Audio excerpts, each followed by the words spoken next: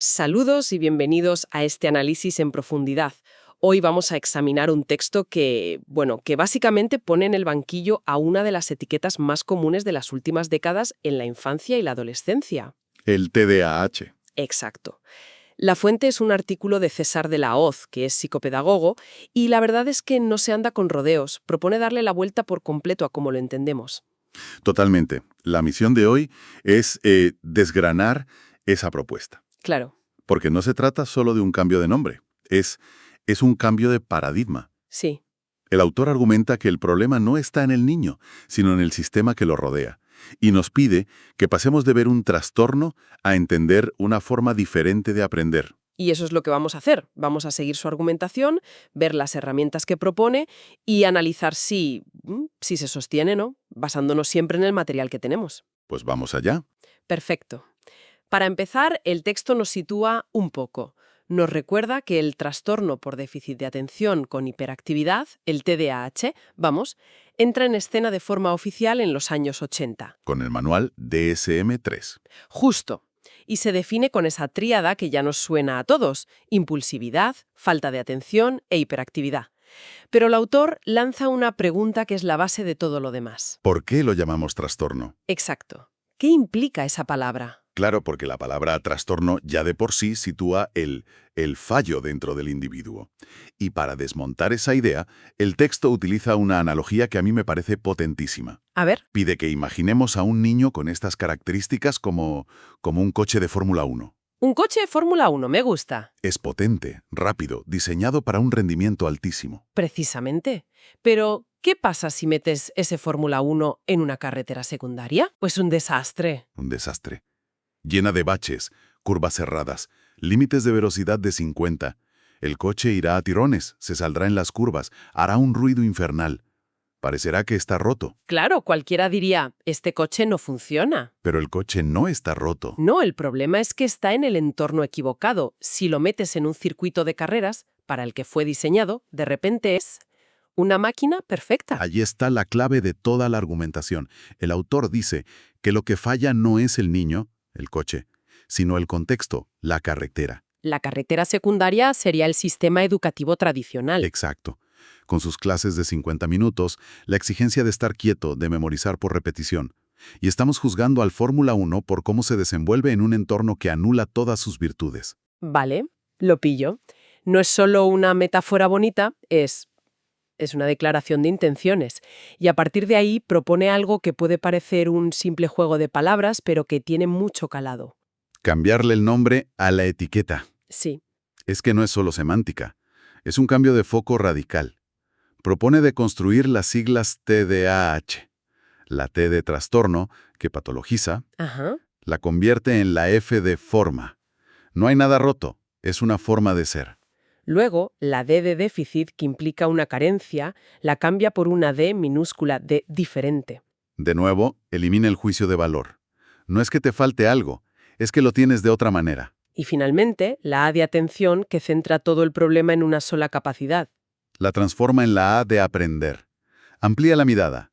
No es un problema de atención, es una manera distinta de procesar el mundo. Con lo que el TDAH se convierte en FDA, forma diferente de aprender. Es un giro de guión total. Es que el lenguaje que usamos para describir la realidad acaba moldeando esa realidad, ¿no? Totalmente. Si le dices a un niño, a sus padres, a sus profes, que tiene un trastorno y un déficit, todos se van a enfocar en buscar qué está mal en él para arreglarlo. Exacto.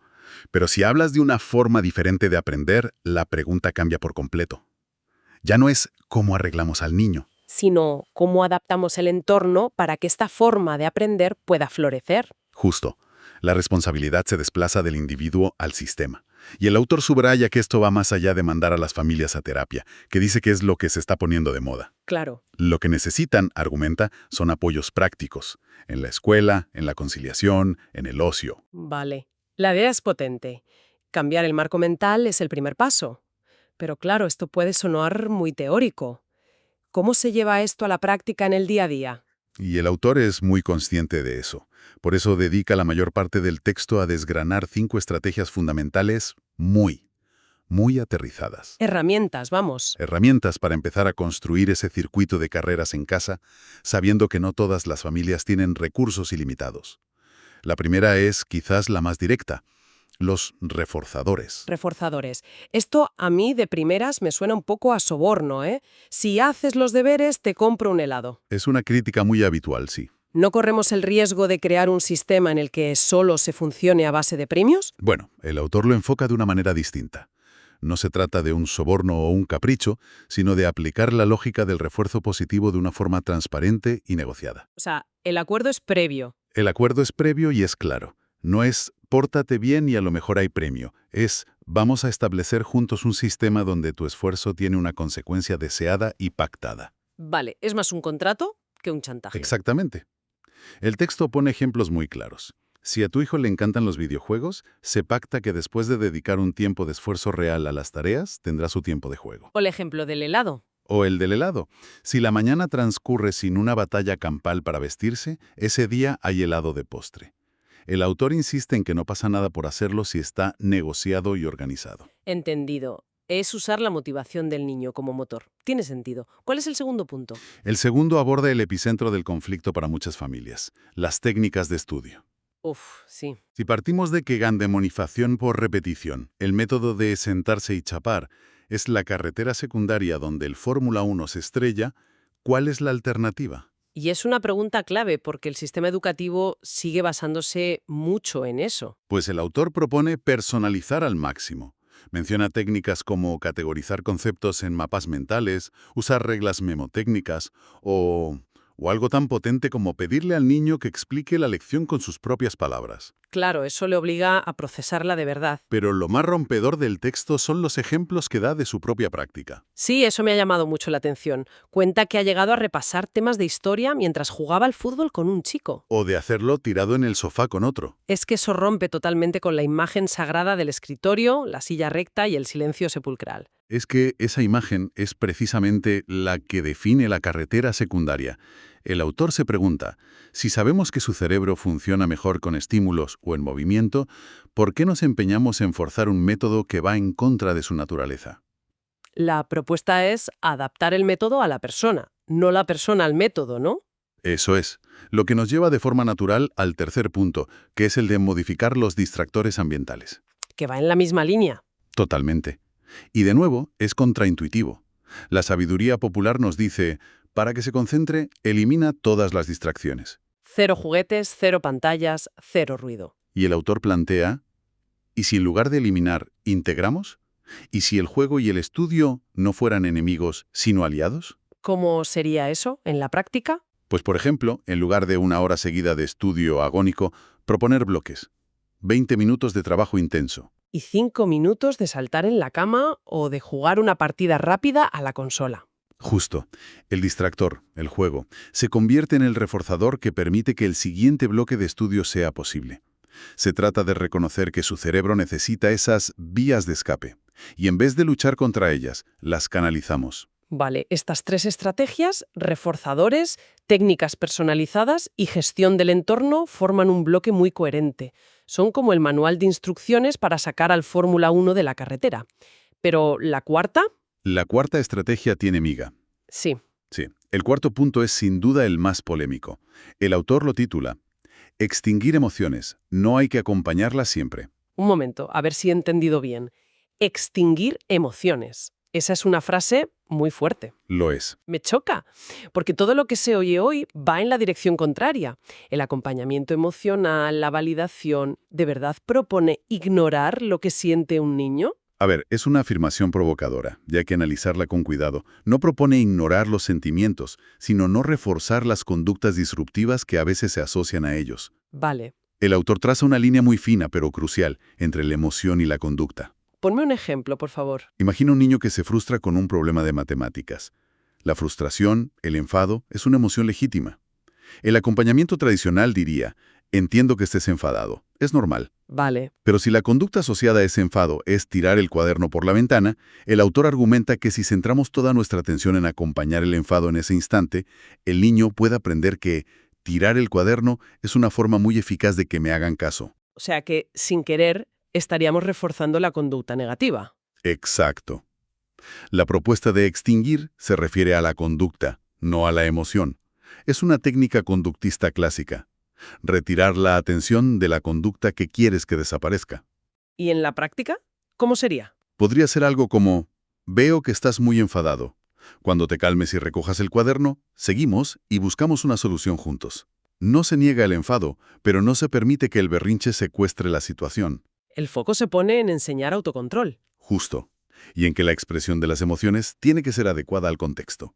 Aún así, me parece que hay un riesgo enorme de que el niño se sienta invalidado. Es una línea muy delicada. Sin duda. Y el propio autor matiza que no se trata de ser un témpano de hielo, sino de ser estratégico. Su argumento de fondo es que el objetivo final es dotar al niño de herramientas de autorregulación. Entiendo. Afirma que esto, lejos de causar un trauma, le enseña que sus emociones son válidas, pero que él tiene el control sobre cómo las expresa. Es un enfoque muy pragmático, la verdad. Vale, es complejo y daría para un debate entero. Supongo que para aplicar algo así, la comunicación tiene que ser impecable. Lo que me lleva al quinto y último punto. Usar las palabras justas. Precisamente. Este punto es el pegamento que une todo lo demás. Si vas a establecer reforzadores, a negociar técnicas y, sobre todo, si vas a intentar manejar una explosión emocional, tu comunicación tiene que ser clara, directa y concisa. El texto habla de evitar adjetivos calificativos y debates largos. ¿Por qué es tan importante? Porque los debates largos son una carretera secundaria para un cerebro que tiende a la dispersión. Te pierdes. Te pierdes. Si ante una negativa a hacer los deberes entramos en un bucle de ¿y por qué no quieres? Es que siempre igual, eres un vago. Nos metemos en un laberinto de reproches que no lleva a ninguna parte. Entonces, la propuesta es cortar la discusión. Y reorientar a la tarea con frases cortas y directivas. Esto no es negociable. La tarea hay que hacerla, empezamos por lengua o por mates. Es como ofrecer una estructura externa muy clara para compensar la dificultad interna para mantenerse enfocado. Justo eso. El autor hace una pregunta retórica en el texto. ¿Quién no necesita apoyo y comprensión? Claro, todo el mundo. Por supuesto que lo necesitan, pero lo que más necesitan, según esta visión, es claridad y dirección. Es una forma de cariño que se manifiesta a través de la estructura y los límites claros. Muy bien. Entonces, si damos un paso atrás y miramos estas 5 estrategias en conjunto, el hilo que las cose todas es que el contexto lo es todo. Ese es el gran titular. No son 5 trucos aislados. Son 5 pilares para construir un ecosistema, un contexto, donde el Fórmula 1 pueda correr. Y el texto es honesto al respecto. Reconoce que esto es agotador. Mucho.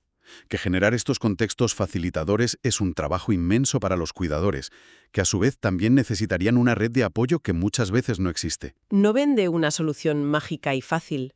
Para nada. Pero sí concluye con una idea que me parece muy poderosa. Argumenta que un contexto facilitador no solo es bueno para quien lo recibe, para el niño, sino también para quien lo genera. Exacto. Porque un entorno con menos conflictos, con más estructura y con más éxitos pequeños, reduce la frustración de todos. Se convierte en un círculo virtuoso. En resumen, el análisis de este texto nos ha llevado de viaje. Empezamos cuestionando una simple etiqueta, el TDAH, y hemos acabado rediseñando por completo el entorno, transformando un problema del niño en un proyecto de construcción de un contexto. Y esto nos deja con una reflexión final para seguir dándole vueltas, que va más allá de la infancia. A ver. El texto se centra en adaptar el contexto para niños y adolescentes, pero la pregunta que plantea es mucho más amplia, ¿no? ¿Cuántos de los supuestos déficits que vemos en nuestra sociedad, en el trabajo, en la educación para adultos, en nuestras relaciones, no son en realidad fallos del individuo, sino el resultado de un Fórmula 1 atrapado en una carretera secundaria? ¡Ostras! Es buena pregunta. ¿Cuántos problemas se solucionarían no intentando arreglar a la gente, sino construyendo contextos más flexibles, más humanos, que valoren más de una única forma de pensar, de funcionar